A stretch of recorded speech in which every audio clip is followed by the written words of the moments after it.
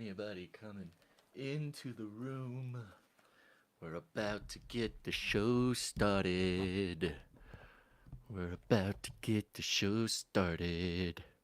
Once again, we have run out of text message credits. So we gotta buy some more text message credits. It's expensive, but it's good to know y'all are getting the texts. Oh, I'm losing my voice. My chest feels on fire.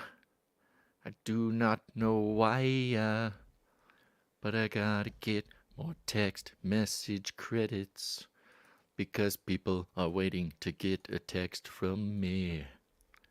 It turns out when you pitch the text message system on the show instead of just the pre-show, lots of people sign up.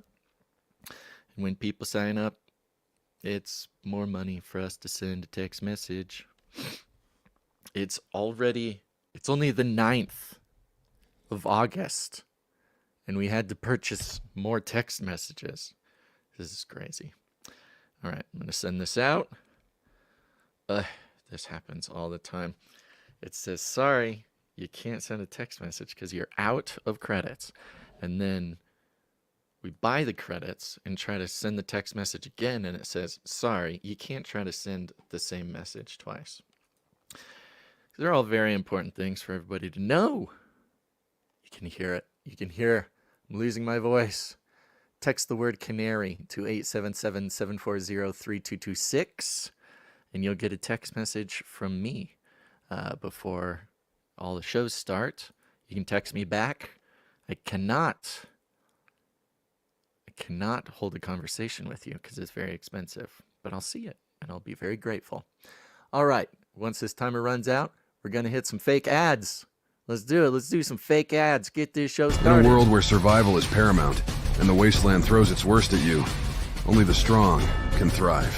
Introducing Emu Energy Drinks. With an apocalyptic powerhouse packed into every can, keeping you sharp, focused, and ready to tackle the wasteland with ease. An epic pick-me-up of haphazard chemicals, strong aftertaste, strange side effects, and unmatched rejuvenation. Emu Energy Drinks. Stay alert. Stay alive.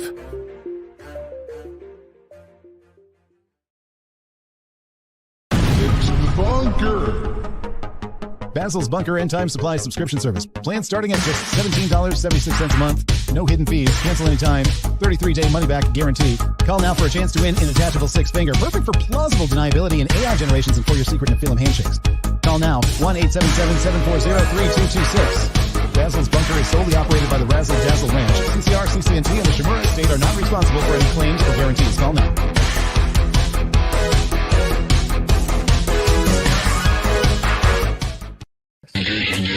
Welcome to Basil's Bunker, where we have many amenities in the advent of coming societal collapse. Bohemian Grove generators powered by Chinese lithium cobalt batteries. Anti-air defense systems rivaling the IDF Iron Dome. Endless end times food ration buckets. And recreational activities like emu wrangling or Monty Pet training. Razzle dazzle, everybody, it's me, your best buddy Basil, and you are listening / watching Basil's Bunker. Welcome, bunkaroos. You'll notice my voice is so weak, so small. We're fighting the good fight over here, folks. For some reason, yesterday and today, I am losing the strength that it takes to speak. But when that happens, don't speak, just feed the ducks. Just listen to the free, royalty-free stock music that comes with the streaming software. Just feed the ducks with your buddy Basil. All right, we are going to try our best today, folks. We're doing it. We're going to be making decisions together, bit by bit, as this show goes along. I literally cannot speak anymore with any more enthusiasm, with any more volume, with anything else. But we'll see. Everybody likes a podcaster who's losing his voice. Should I probably take the day off? Yes. But is this the time to take the day off? No. It's value for value, baby. We've got to keep it going. We got some great stuff for you today. I want to pitch here at the top, just so everybody knows, the text message alert system. A lot of you don't get notifications from Rumble or YouTube or wherever you're at. And if you want to get a direct line from us, we'll just send you a text message before every show. Text the word canary to 877-740-3226. Get on that list. Started pitching it during the shows lately. And my goodness, there's like hundreds of you who want to be on the list and just didn't know about it. Okay, so there you go. Text the word canary to 877-740-3226. I'm going to adjust my camera just a bit there for everybody. And the fun part is that you can actually text us back at that number. We can't carry on a conversation, but we see all of your messages. We're very grateful. Somebody just texted in response to the Basil's Bunker text. Awesome, just what I needed. Somebody else says, greatest podcast in history. You're very kind. You're very sweet. Somebody else said, yay. Okay, we're getting started. See, there's real people out there. There's real people listening to the podcast. It's easy to forget that sometimes. But thank you, everybody, for your moral support. Okay, today, this is officially Basil's Bunker number 10. We've done it. We're 10 episodes in. And it's perfect that we're 10 episodes in. And I am losing my voice. I don't know what it means. I don't know what the purpose is. But it's fun. It's fun to do anyways. Yeah, we had some people. Okay. So we've got call-in people who are very interested in being on the show. Keep an eye on the chat. Soon I will post the call-in number. And you'll join the waiting room. You can watch the show from in the waiting room. And we'll take a couple of calls later on in the show. Let's see here. Today, just to give you an idea, this is what I'm hoping to cover. We'll see if time allows. Of course, we've got the Basil's Bunker Prepper Term of the Day. Can't miss that. I have been avoiding this story since the beginning of Basil's Bunker. But we're going to be talking about Costco. I know. A lot of people love Costco. Maybe I should just make this whole show about Costco. I don't know why I've been avoiding it. Well, I've been avoiding it because I don't want to participate in sort of, what do they call it? I don't know, advertising, the campaign. Now, what is it called? Natural advertising? No. I can't believe I forgot it. My brain is not very good either. My voice and my brain. So we're going to see what we can do. Just glad everybody's here. You know, I get it. I get it. It's the summer. We're coming towards the end of the summer. We got stuff going on. Denise says my brother is a manager at Costco. Well, maybe he's got the inside scoop. Maybe he can get us a deal. Come on, Costco. We're also going to be taking a look at a very interesting thing going on in Germany, where bunkers, historical bunkers, if you know what I mean, are sort of being renovated. And I don't know, it just kind of lets you know that bunkers are forever. Also, a topic about ballistic wampum.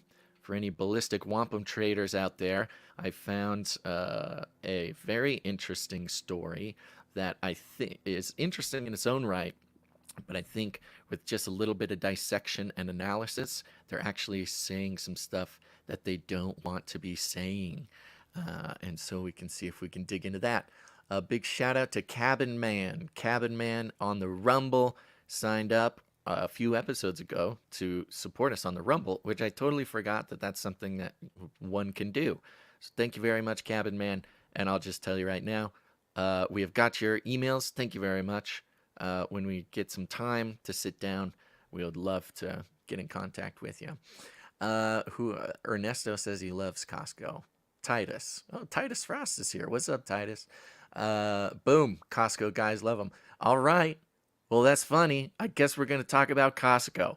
I'm not joking, folks. I've been avoiding this Costco story for so long.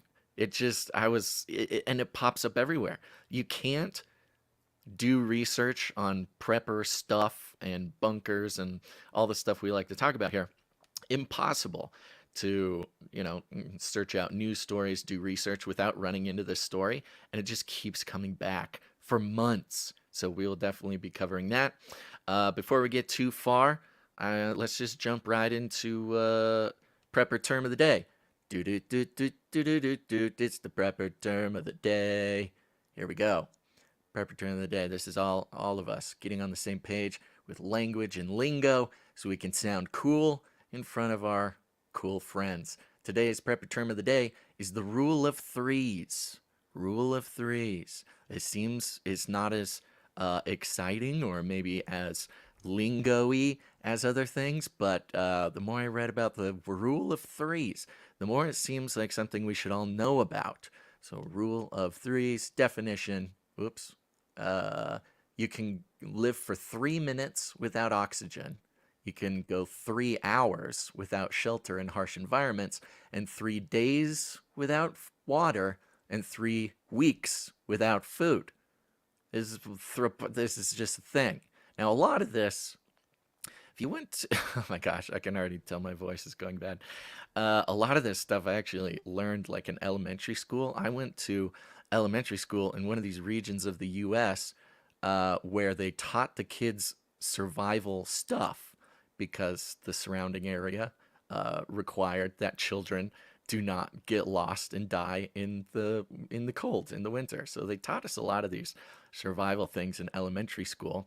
I'm gonna jump over here to urbansurvivalsite.com to give us just a little bit more on the rule of threes, the survival rule of threes. Here it is. When you're preparing for or facing a survival situation, there is a rule that will help you prioritize. It's called the survival rule of threes. It means you can live 3 minutes without air, 3 hours without shelter, and it means in harsh environments, you need shelter within 3 hours, 3 days without water, 3 weeks without food, and the last one here seemed maybe more important. 3 months without hope. Ooh, 3 months without hope. Imagine you're stranded in the 3 months without hope. You know what? The way this year has been going, and the way innumerable amounts of people, you listeners, reaching out, responding to my own dissatisfaction with the way that the world has been going and the infuriating sort of series of bad events that is hitting all of us personally. If you need a review, we all know there's a big, giant spiritual warfare going on. Spiritual warfare is at an all-time high, but don't get too distracted with the big, broad, worldwide spiritual war without recognizing that a war is made up of battles, and spiritual battles happening on the individual level in each of our lives are what constitutes the broader spiritual war. And winning and fighting and enduring in our individual spiritual battles together is what adds up to finding victory in the spiritual war corporately. There's just a short summary of my many months of randomly going off about this. But 3 months without hope. I'll tell you what, there's about 3 months earlier this year that I didn't have any hope, and it certainly did not feel like survival was an option. And I know there's many people out there who had similar experiences, or perhaps you're having these similar experiences right now. One of my most satisfying things that I've sort of, I don't know, gone off about in recent months is this exact thing, and hearing back from multiple dozens of you about your version of this, your spiritual battle, has been incredibly encouraging to me. And I always try to put as much encouragement into those who reach out. So if that's you, feel free to reach out. But yes, 3 months without hope. That's a big one. Imagine you're stranded in the wilderness. It could be days or even weeks before you get home. If your stomach is growling, you might go ahead and start collecting berries or setting animal traps. Yes, that's what I'll start doing when my stomach starts growling, start setting animal traps. But what if the temperature drops and it starts rising? If the temperature, you get it. They go on and on and on about this rule of threes. So remember that, folks. Work it into your secret codes. Work it, lay this upon your mind and your heart. 3 minutes without air, 3 hours without shelter, 3 days without water, 3 weeks without food, and 3 months without hope. Dum dum dum. Ooh, that was tough. Guys, I'm really gonna try my best here, but I can already feel things getting a little squirrely. All right, let's jump over to Costco. What's going on in Costco? Everybody wants to know what's going on in Costco. Here it is. This is coming from the Washington Post, being mirrored by MSN. Costco's emergency food kit makes us dread the apocalypse even more. And you can see here on this version that I grabbed, it was posted 8 hours ago. Folks, I've been seeing this article. I don't know if it's the same exact one, but the same topic for, well, I'll say at least 3 months, ever since I started this show. Since the day one I started this show, I've been dodging and weaving around this story, popping up everywhere. And a lot of us already know this, but I think the media analysis of this is very interesting. This is not just an advertisement. Hey, Costco has emergency food available. The headline is Costco's emergency food kit makes us dread the apocalypse even more. Oh no. In Breakfast at Tiffany's, Holly Golightly finds solace for her anxious moods at the titular swanky jewelry store. Quote, "It calms me right down right away," she says. Quote, "Nothing very bad could happen to you there. I feel that way about Costco. The sheer abundance surrounding me there is reassuring, as is the feeling that all of my needs could be met with only a swipe of plastic. A set of car tires, a pallet of multivitamins, a hot dog. Costco's got me covered. A sense of belonging? Why, just check out my membership card." And I think this is very interesting because, of course, in the theology of today, the economics where mammon rules all and the principalities and powers are trying so hard to convince us that meaning and purpose in our lives comes from our interaction with commerce, that commerce is the religion of America, but even more broadly the world. I mean, let's not giving anybody a break here. And we have these temples, these cathedrals of commerce, like Costco, where they seem bigger, much like the Catholic cathedrals throughout history. They're bigger than they need to be. Their ceilings are high to fit God. The pallet racks are 6 racks high, an unending abundance of provision and power, and anything can happen. The feeling of possibility in a Costco. It may sound funny, and it is funny, and to a degree, I'm using humor to make a point.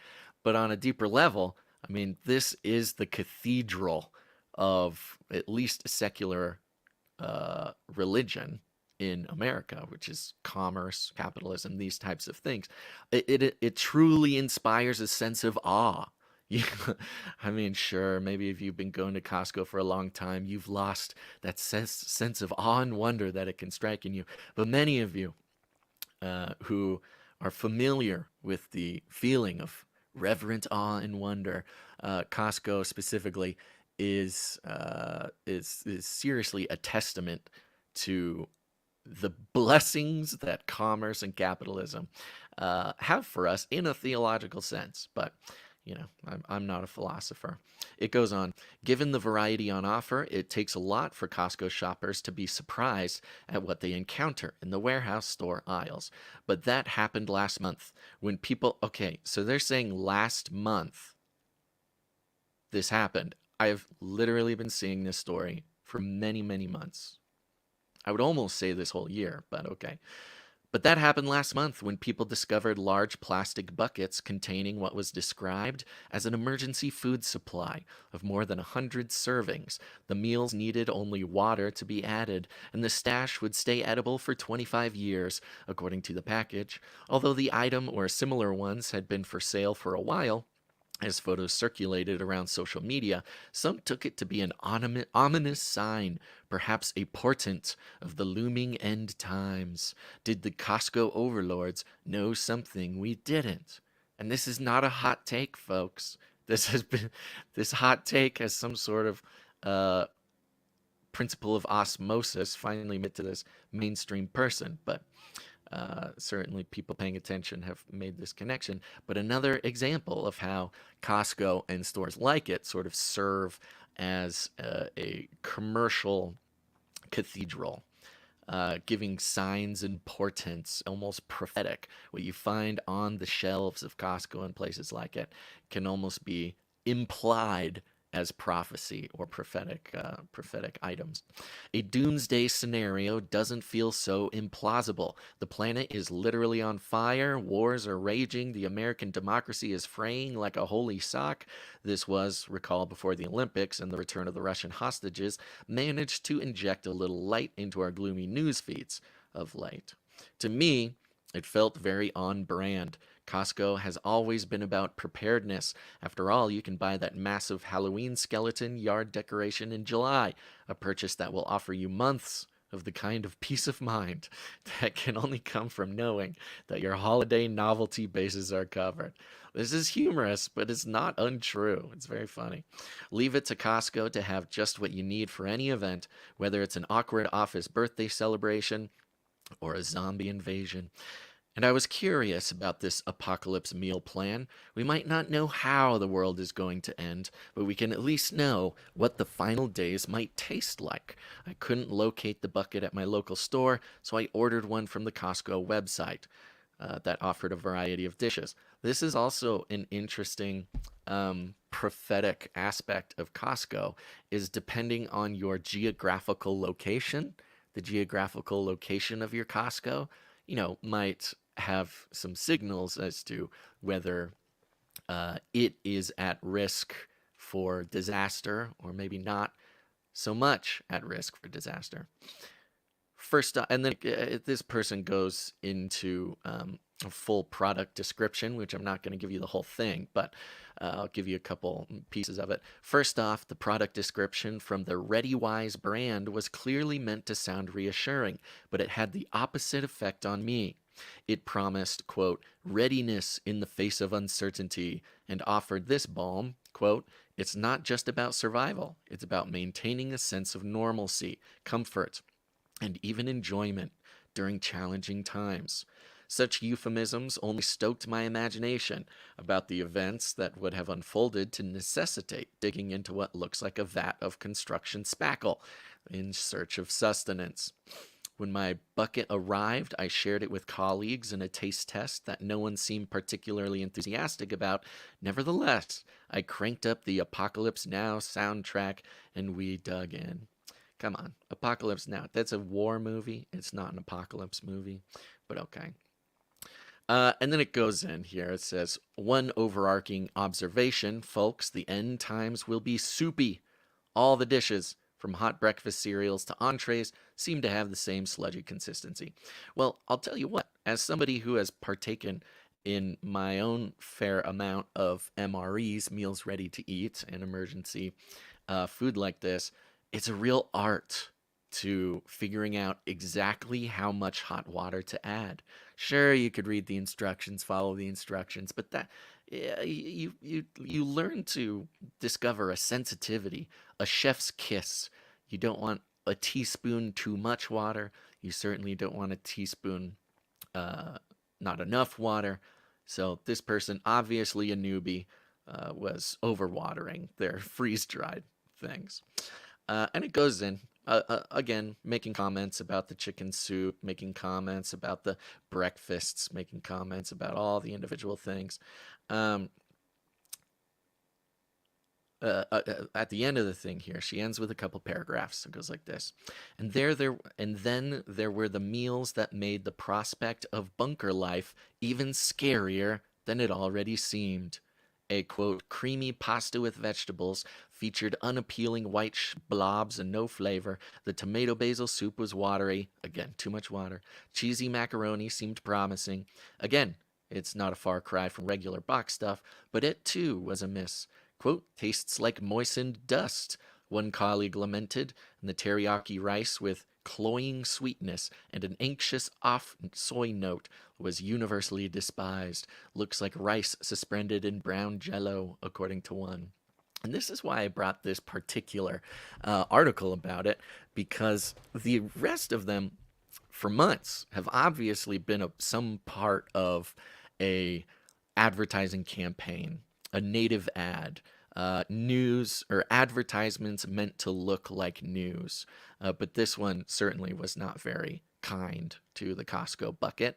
But again, I think it's interesting, and maybe I need to change the way I'm dealing with this. Maybe I need to change my mindset.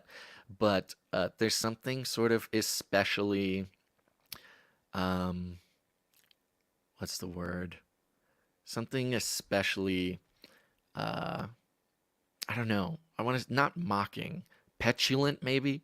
Something especially petulant or ungrateful about in a time of non-emergency, which arguably we are in the process of society crumbling, but doing a full-scale taste test, taking the time to lambast the quality of an emergency food kit is a particularly it's a particular kind of luxury to be able to complain about the emergency food kit and try to convince people not to purchase the food kit.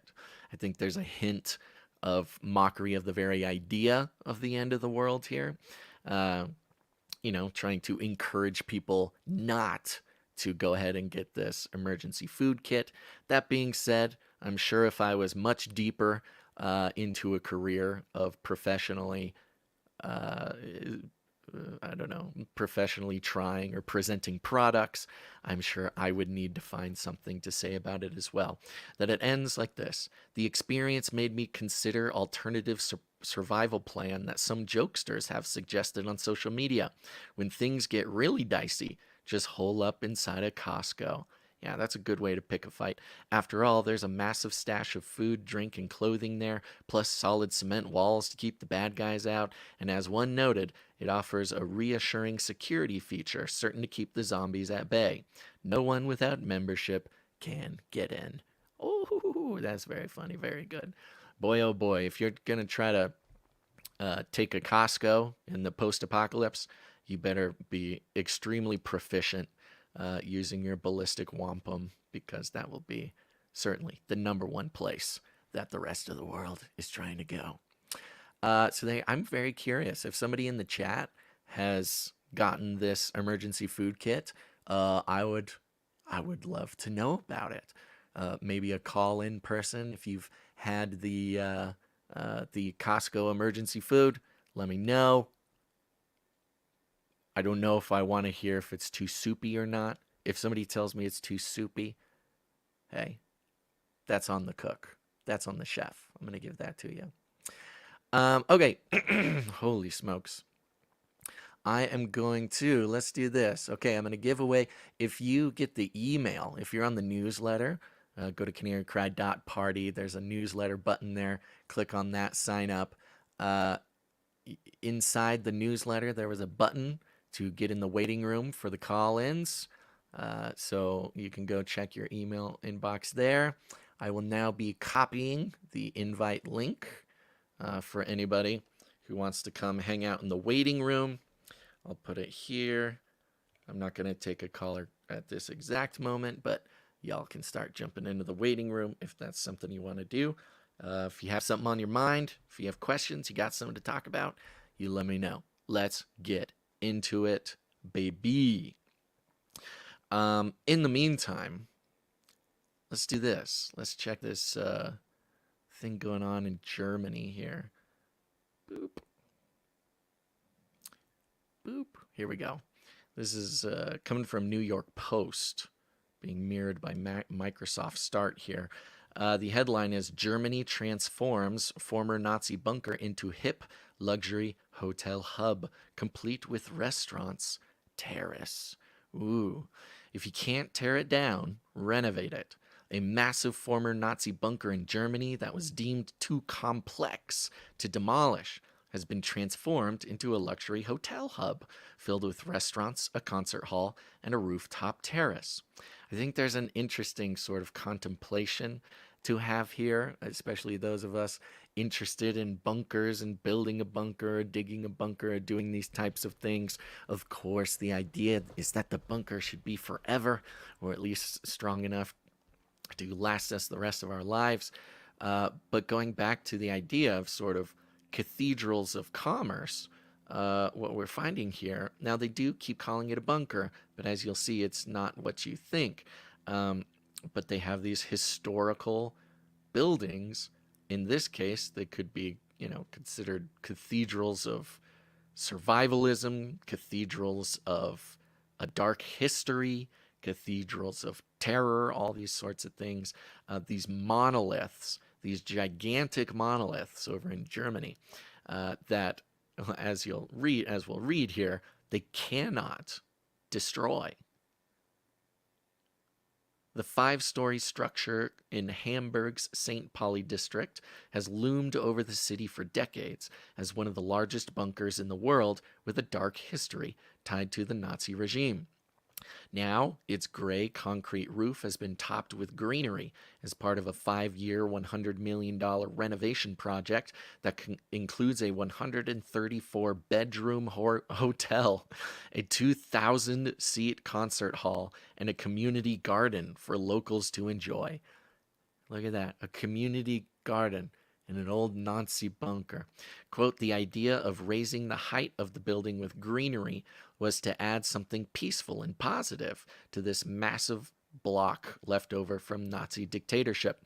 And Anita Engels from local Hildegarden Neighborhood Association, you can see here they've got this image, and they've got a couple of different images, and it's this gigantic, brutalist, very Nazi looking structure that's sort of right in the middle. Here's an aerial view of a different one, and apparently these things are all over the place. And they'll give some of the stats here, and it's kind of mind-blowing. During World War II, the Nazis built the St. Pauli bunker in 1942 as a series of massive flak towers that served as shelters during air raids, as well as propaganda for Hitler's rule over Germany. So the structures themselves are propaganda. This is similar to, again, going back to cathedrals in a way, that they were meant to be awe-inspiring. They were meant to send a message. They were meant to emit this idea of power and strength, both of God, but also of the church, the Catholic Church, or whatever church is building them.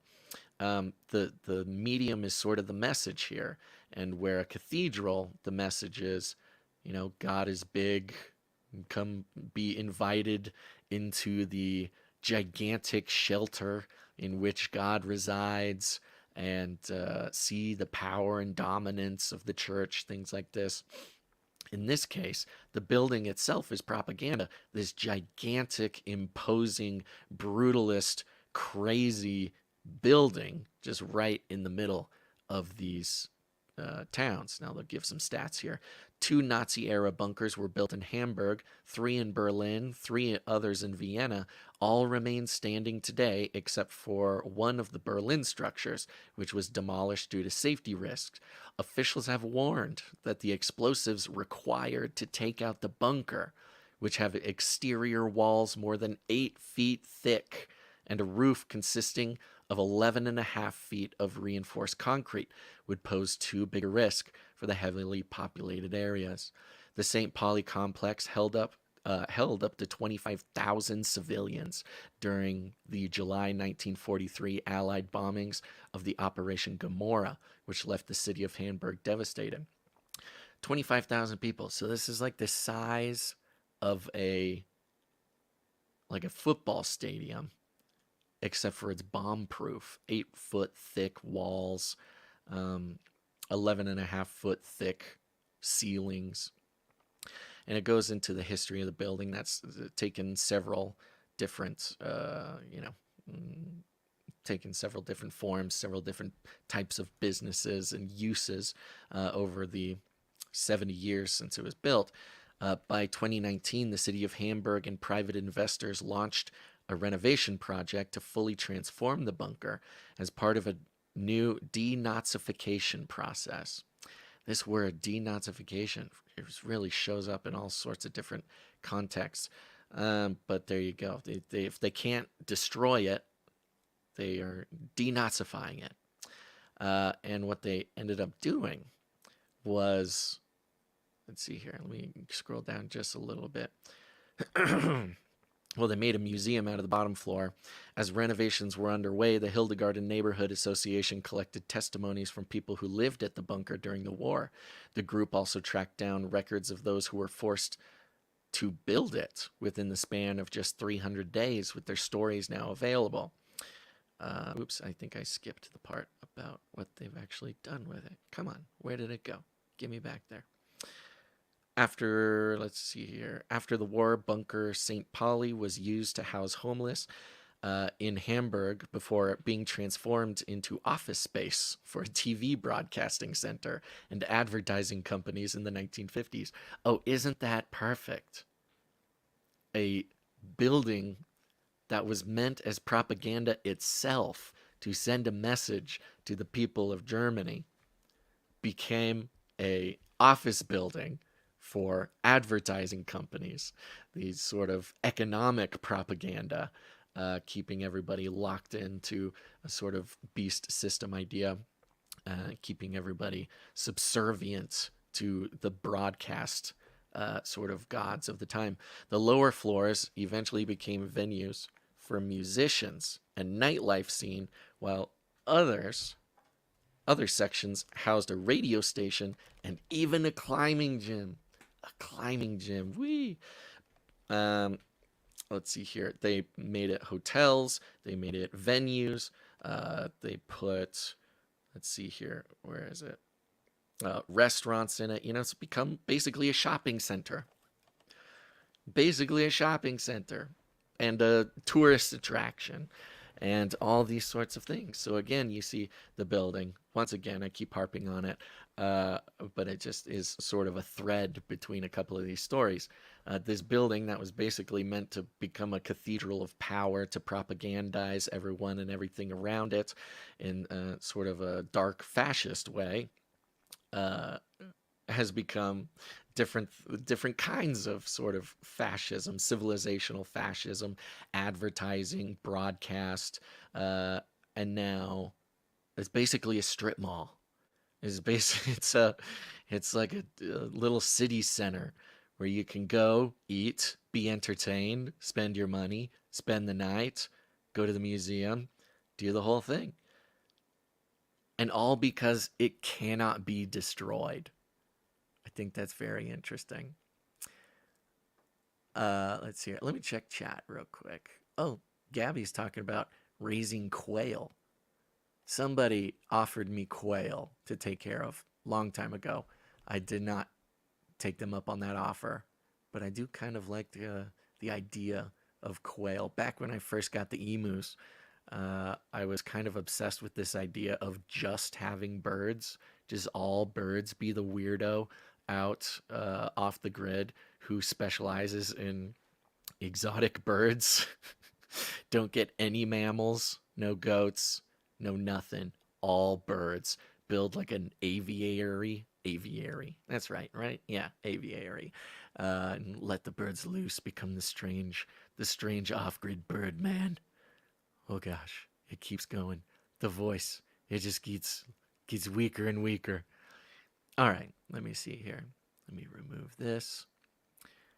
I would be interested in going to that thing, the bunker. I wonder if there's a tour.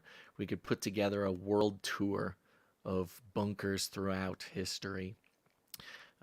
Bunkers, go start a study, get a PhD, do a, what's it called when smart people thesis, do their thesis on bunkers and the many different messages that they can communicate. Okay, I want to give a shout out to executive producer Sir Alex Protocol, V2 Night of the Breen Protocol, for executive producing this show for $100 and 33 cents. Really appreciate that. I want to give a shout out to Andrea F, who went over to canarycry.support, signed up to support Basil's Bunker for $7.77 a month. That's very helpful. Thank you very much, Andrea. And I need to give, was there somebody else? I'll need to look. But I do want to give a quick announcement to specifically the Rumble viewers. Rumble viewers, the scam emails are going out again. You might get an email from Rumble saying like, "Hey, you commented on this video. Come click on our link," or something. Don't do it. Rumble doesn't do that. There's even a scam Rumble account called Canary Cry News Talks, who is messaging people, trying to get you to click links, trying to get you to buy cryptocurrency, stuff like that. Do not click any of those things. Stay very far away. We are seeing what we can do, but of course, we're just the little guys. Nobody listens to us little guys. I want to give a big old shout out to Marita R, producer Marita R, coming in for $26.25 for today's episode. Says, blessings for Basil's Bunker during a month of personal, vivid dreams and sadly, teeth problems of my own. Oh my gosh, I'm so sorry to hear that, Marita. Dude, my dream last night was absolutely bonkers. And unfortunately, I was woken up from this dream by being fatally jumped on by a cat. Woken up straight from deep dreaming. Cat jumped on me in a place that was very shocking. Woke me straight up and immediately lost all conscious idea of what the dream was. But I remember I was just living a whole nother life in there. I wish I could remember it. Yeah, Sir Darren Knight of the Hungry Panda is making a point. It says, crazy they can send us emails, but Google filters out legitimate CCNT emails. Yes, this is a thing.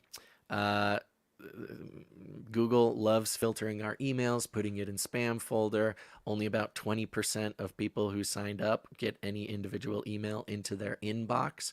You can change that. We can fight the algos if y'all seek out those emails and open them, star them, even respond to them.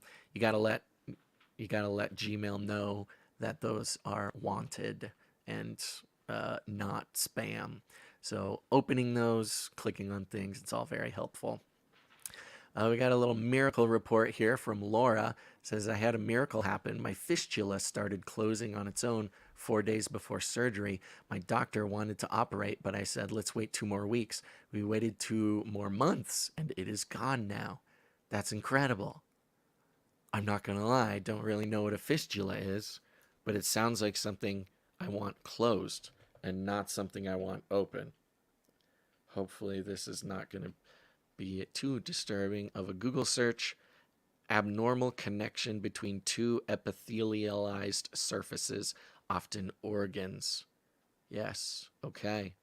Well, I'm glad it's gone. Very impressive. Very impressive, Laura. Thank you, Lord, for Laura's amazing miracle there. Okay. I can feel myself getting weaker, so I'm going to take you through a very interesting article here. This one really caught my attention. I'm going to try to do it in the most efficient way possible, but reading this article caught my attention for a couple reasons, and this is for my 2A people out there. Wow, my voice is just gone.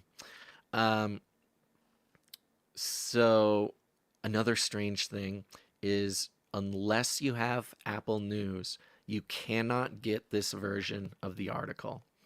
I've got an Apple News subscription. It gives me access to a lot of the like paid news things, so I can get stuff for the shows without having to finagle everything. And I tried looking for this article off of Apple News. They have a version of it that does not include what I find to be the most disturbing parts. So I had to do some screenshots, had to do some things to bring this version of the article. But this is the article that is being sent to paying customers of this platform, Apple News, or more specifically, Popular Mechanics. Whereas the free version or the archived version does not include the things that I found the most important. Let me share this tab. Here we go. Army machine. Oh, gosh. See if I can even make it through this. The Army's machine gun is no match for Russia's and China's cheap body armor, so it's making a new one. For the first time in 50 years, the U.S. Army is developing new rifles. Will these weapons be strong enough to take on modern body armor? So that's kind of a key to the whole thing here, and a key that was not included in the other versions. In a stately red brick building at the Picatinny Arsenal in New Jersey, two imposing weapons hang on the wall at one end of a conference room. Both are military machines designed to kill. Ooh. One is the XM7, a new service rifle the U.S. Army plans to equip thousands of its soldiers with, replacing the standard issue M4 carbine. They'll both fire a new kind of ammunition. And this is the key here.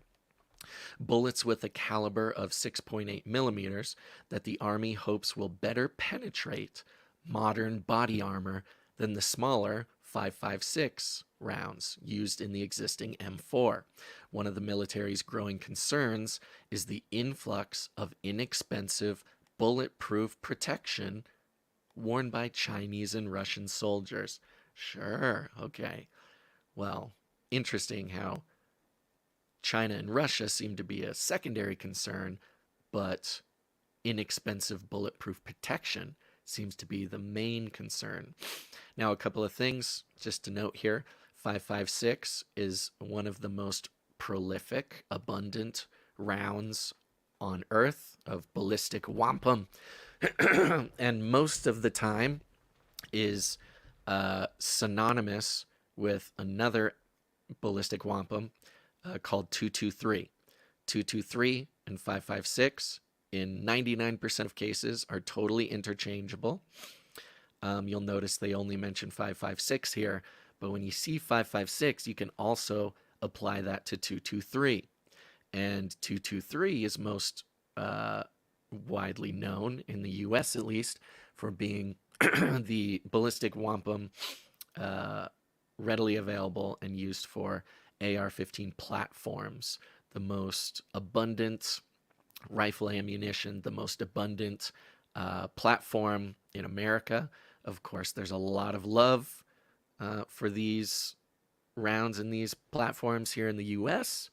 There is not a lot of love for them from the politicians. Of course, AR being widely misunderstood by anybody in the media, but sort of blaming all evils on the rifle.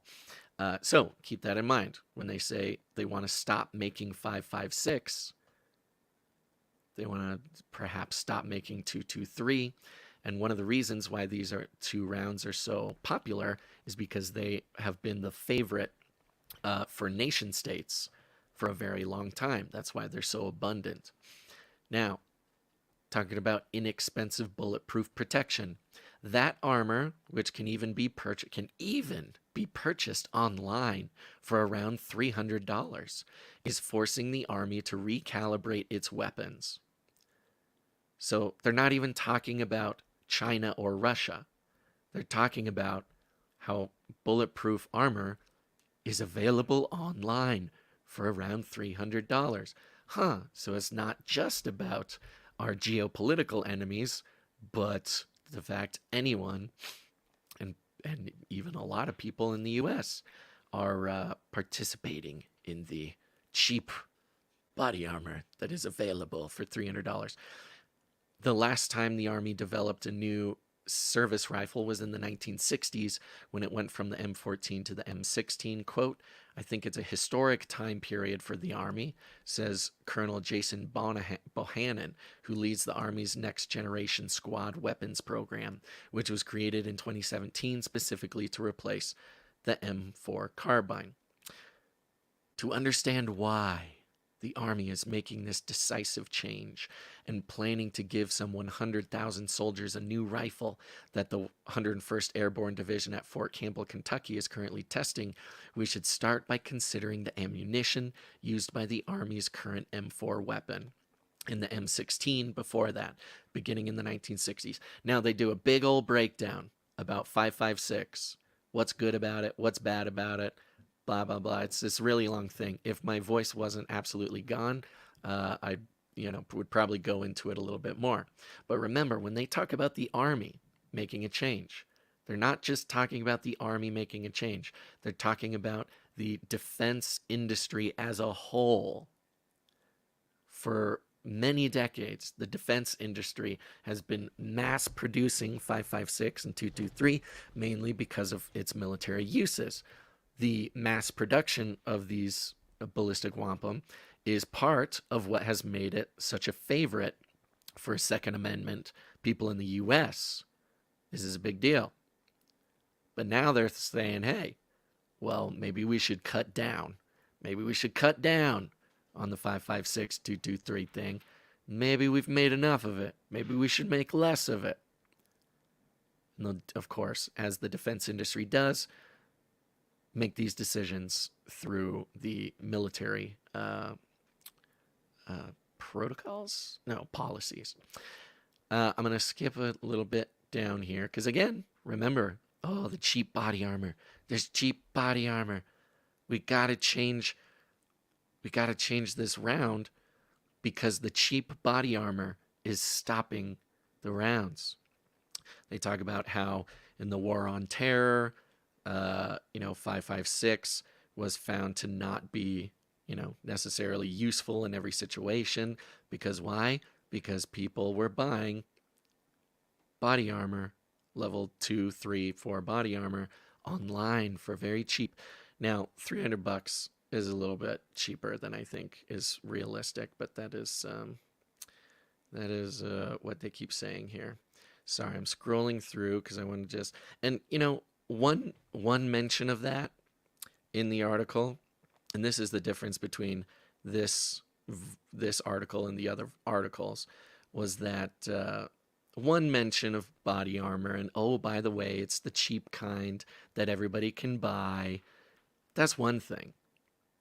You could make the point in an article for intellectual or academic reasons, but it kind of tends to keep coming up. It says in recent years, part of the concerns about the 5.56 bullet have swirled around what happens when a bullet of that caliber hits a person on the battlefield wearing body armor. Back in 2017, Lieutenant General Mick Bednarek, who is now retired, testified about that issue in front of a hearing on small arms held by the U.S. Senate Committee on Armed Services. He noted that the U.S. was facing adversaries on battlefields who, quote, are approaching with level 2 and level 3 body armor that precludes our lethality that we once dominated that infantry battlefield with, regardless of range. Okay, well, suddenly this body armor is readily available. Bednark added that because of this new level of protection, our capability to eliminate that threat at medium or long range is almost gone. So we must have small arms system that can stop and penetrate that increased enemy protection. Now, for anybody who's an enthusiast of the Second Amendment or ballistic wampum, I mean, you're getting ads all the time for body armor. It's kind of I mean, talk about uh, your right to sort of defend yourself. They make T-shirts and sweatshirts that are bulletproof. This is just kind of a whole industry that's available now. Um, but unfortunately, the military is saying, well, because of all this body armor, we need to beef up our need to beef up our rounds, getting a much bigger round that can pierce the body armor. Um, let's see here again. Just over a week later, sorry, I'm looking for this other quote. There was another quote here specifically about how cheap and readily available it is. And again, it's not they're hammering the point home, not just that Russia and China are wearing this body armor, but that this body armor is available online for sale. If it was just about beating China and Russia, okay, great.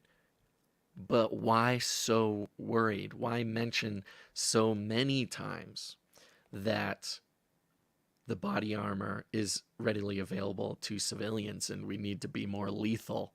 It's just a little bit of a strange thing for them to focus on. The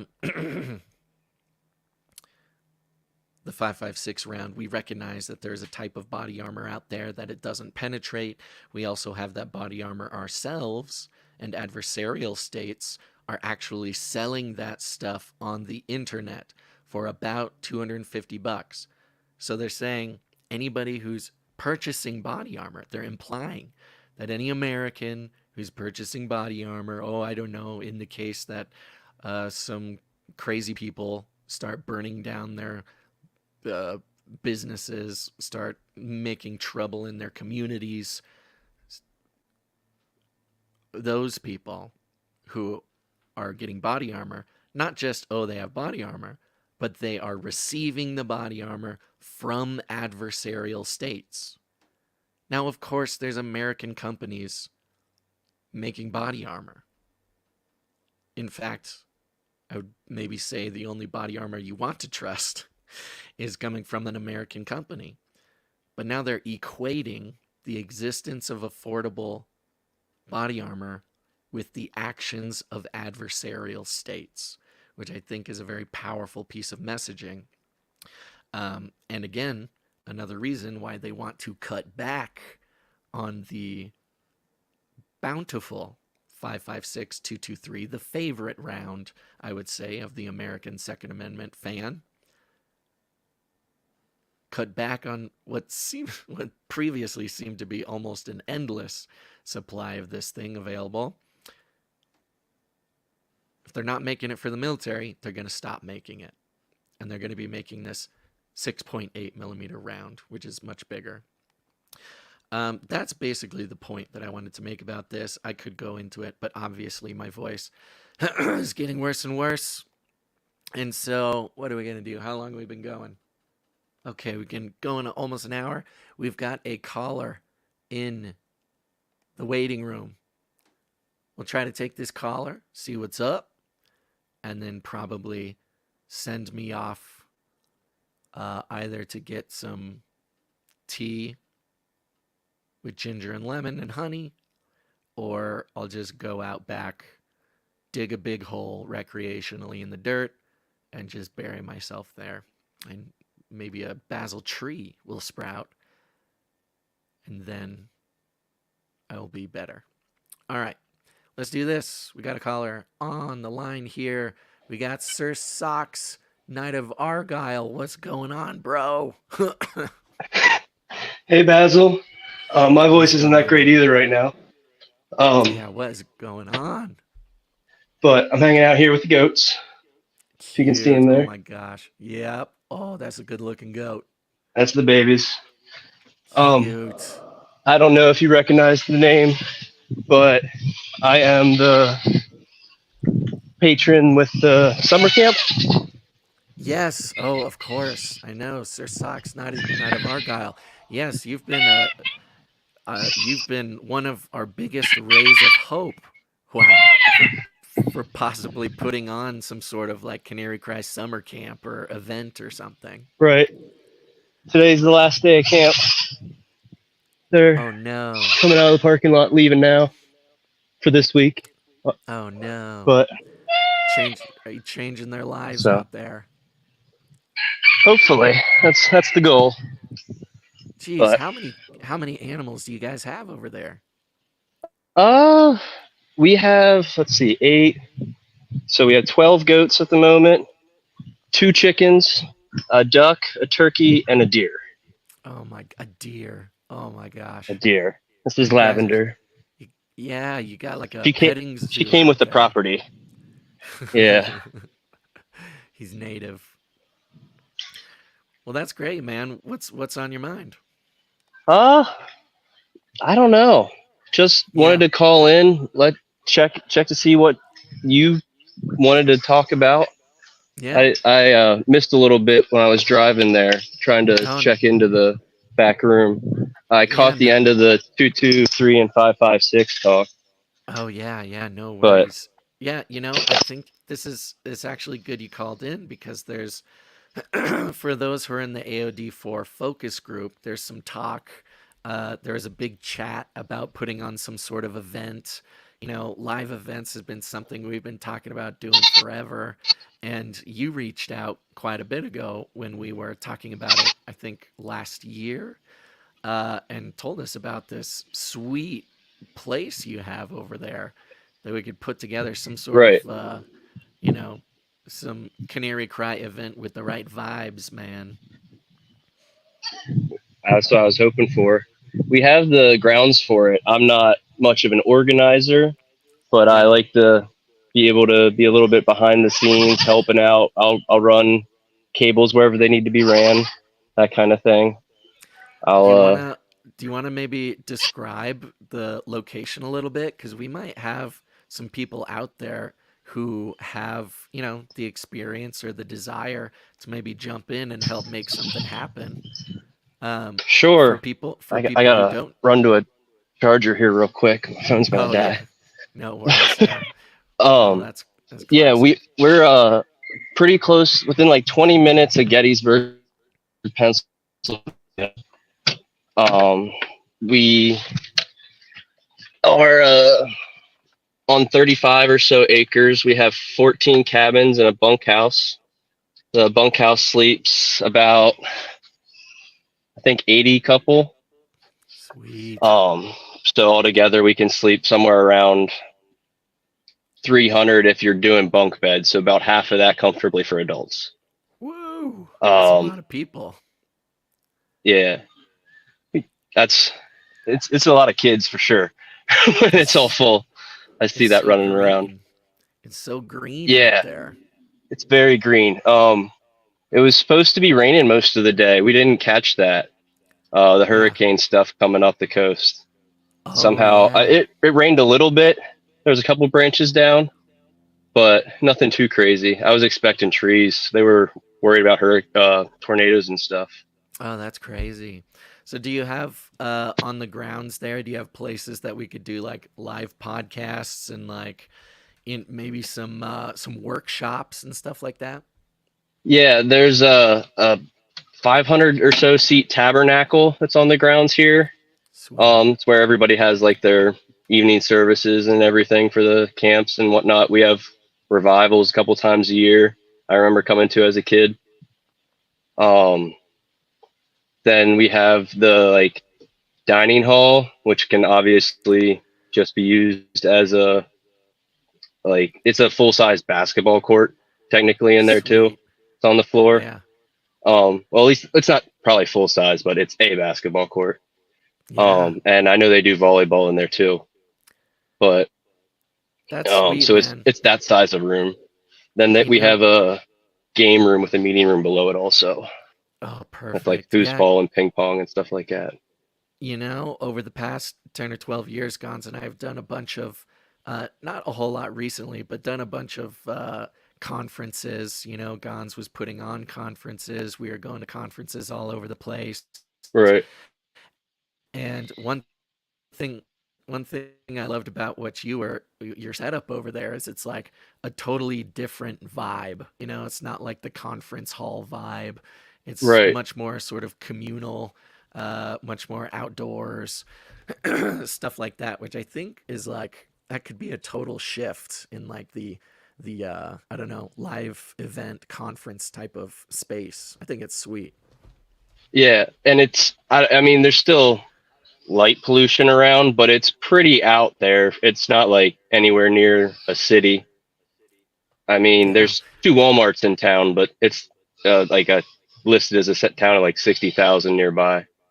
we got to So find some people in the area to do like first aid classes and stuff like that. that'd be cool, Should really build some skills, baby. That's what we're here for. right? Yeah, Yeah. I didn't think about it from the more of a prepping standpoint. I was just thinking like the podcast and everything else like that. totally. I That's a mean, we could good do thought. church service there, for over a weekend, like do a whole thing. I think it'd be sick, man. I really appreciate you reaching out with all that. Oh yeah. And I so, mean, it's set up for kids, but I think adults can have a lot of fun here. oh yeah, oh yeah, I think it'll be even more fun. So anybody out there, if you're a event planner, if you have experience or want experience or have any ideas for an event like this, we can start getting people together, putting together the team of producers, figure out something cool, and then maybe find like a shoulder season or off season time to get out there, get all the Canarians in one spot. Yeah. I mean, there's a ton of pine trees, so even in the fall and winter, it's pretty green out here. But Yeah. summer's definitely when we'd be able to use the pool and the slip and slide Oh and yeah. more of the outdoor stuff. But Gotta have a Canary Cry slip and slide. That is essential. That's great. it'd be Well, man, fun. I appreciate you calling in, man. I'm really happy to hear from you again. We should open up our conversation, and I'm trusting God is going to bring somebody who really knows what they can do to help us out on our side. Um, I'm going to need to go rest my voice here. It's obviously just getting worse and worse. But did you have anything else you wanted to let everybody know about, or want something you wanted to talk about? That's probably it. I was just trying to think of other amenities we have, but everything's pretty much covered in all of that, other than like the softball fields and the volleyball courts we have and stuff like that. Yeah, But it's d- it's a fun place. it's got Just everything, man. yeah, It'd be everything's it'd be all fun here.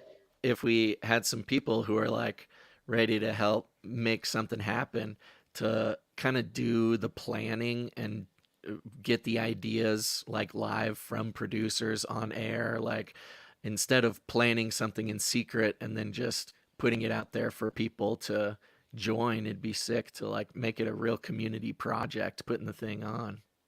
Right. Even if it's all Basil's bunker based, we could do something here. Oh, Have for a sure. prepper prepper gathering. I mean, that's just the place for that. Dude, it's Tucked back in the perfect. woods. Yeah, that's perfect. Well, I'm trusting that the Lord's going to start working on some people's hearts. We got to make that happen, baby. There you go. All I'm right, game. man. I'm gonna go see if I can uh, intercede and ask God to give me my voice back before Monday's show. But I really appreciate you calling in, buddy. All right, thank you. I'll get back to these goats. All right. Those are See ya. cute goats. Cute goats. Oh my gosh, guys. Oh my gosh. We got some of the coolest listeners, man. All right, everybody. I think that's about all I got in me. I'm trying so hard. I'm pushing through, but it just keeps getting worse. So, as part of my preparation for the end of the world, I need to keep my voice because who's going to be broadcasting that pirate radio station when the world is collapsing, society's collapsing? Head on out to Costco. Let me know how that is. Whew. Okay. Okay. Goodness gracious. I think that's it. How do I even end this show? I don't even remember. I'll play I'll play a little bit of ducks here. Just a reminder. Oh my gosh, I can't even give you reminders. Modern Day Bible Study. I see you in the waiting room. I'm so glad you're here. But I do. Let's get you on the next one. I can't do any more talking. Really appreciate you coming on here. Here's the ducks. Go feed some ducks, folks. It's very important. It's good for your health. It's good for your spirit. Take a little walk. Hope that the through line in a couple of these stories made a little bit of sense, and that the Lord is using it to speak to somebody out there. That's the best I can hope. As I can get on, I can say as much as I can say. The rest is up to God, and it's up to you guys. So once again, thank you to our financial producers who came in, started the ball rolling on keeping this show going. And remember, you too can join in on the value for value model. And go to canarycry.support. You'll see a button for Basil's Bunker. Join the text message alert system. Text the word canary to 877-740-3226. Yeah, Ernesto says, practicing to be the voice of Batman. It is getting a little bit Batman-y, isn't it? Oh boy. All right, everybody. Have a wonderful week. Prepare yourself, because it's just gonna get crazier.